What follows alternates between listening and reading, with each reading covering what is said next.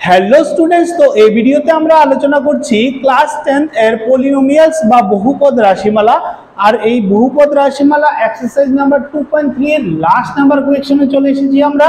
তো last number কোয়েশ্চনটা কি বলেছে দেখো, বহুপদ রাশিমালা সমূহ px, gx, qx এবং rx এর এমন উদাহরণ দাও যেগুলো ভাগ ফলনবিদকে সিদ্ধ করে। এবং রোমান নাম্বার 1 দিয়েছে আমাদের কি px এর মান মাত্রা সমান সমান qx এর মাত্রা হয়। তারপর রোমান নাম্বার 2 দিয়েছে qx এর মাত্রা সমান সমান rx এর মাত্রা হয়।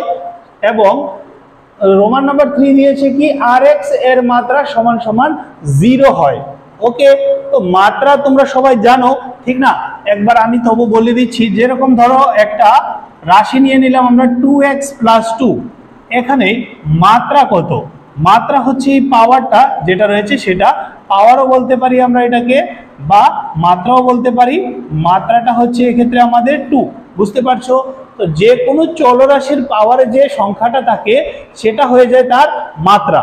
ওকে, তো আমাদের এরকম কিছু উদাহরণ নিতে হবে যে ক্ষেত্রে আমাদের px এর মাত্রা এবং qx এর মাত্রাটা সমান হয়।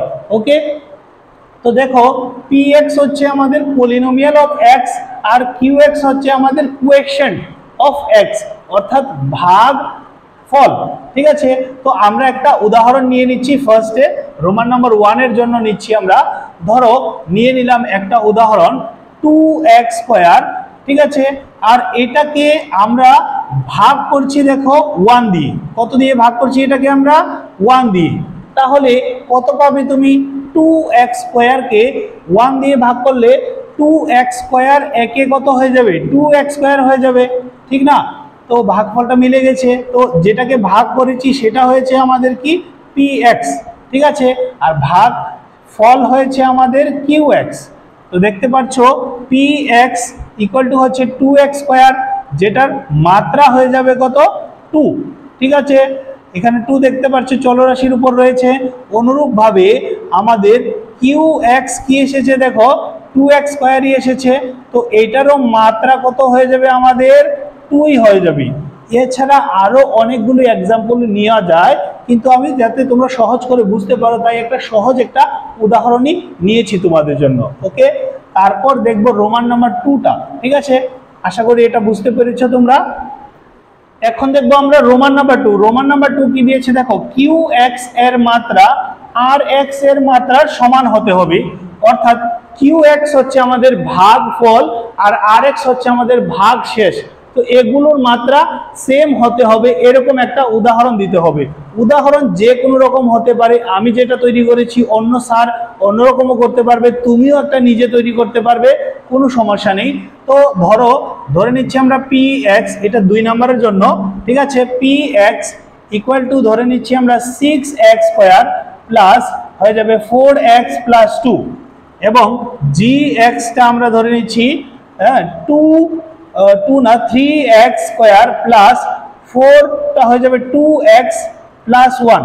ঠিক আছে, তো দেখো আমি এরকম ভাবেই ধরেছি এটাকে, যাতে এখানে 2 দিয়ে 2 সবটা থেকে কমন যাবে। ঠিক আছে, 2 দিয়ে কমন গেলে ইজিলি এটা ভাগ হয়ে যায়। ঠিক আছে, দেখো ভাগটা আমি করে দেখাচ্ছি তোমাদের।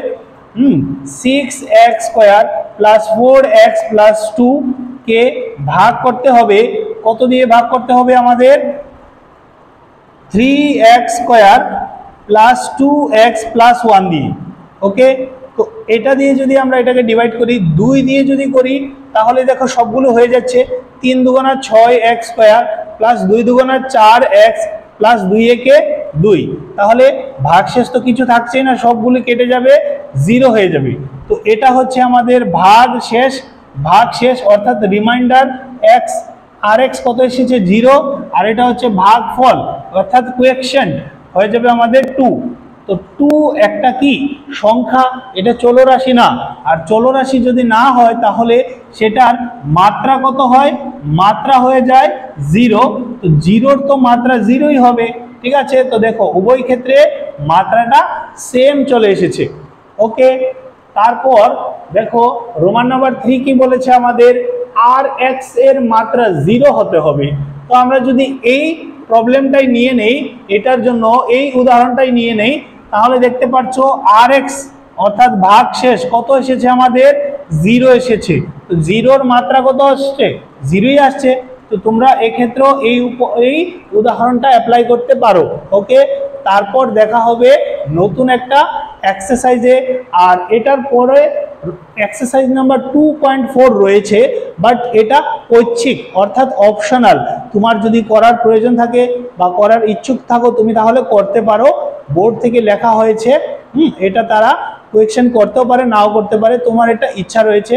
তো আমি এটাকে স্কিপ করে নেক্সট চ্যাপ্টারে চলে যাব। আর যদি তোমাদের এটা প্রয়োজন থাকে অবশ্যই আমাকে এই ভিডিওর কমেন্ট করে জানাবে এই ভিডিওতে, তাহলে আমরা নেক্সট 2.4ও করব। ওকে, তারপর দেখা হবে নতুন একটা চ্যাপ্টারে নতুন একটা ভিডিওতে তোমাদের সাথে। ওকে।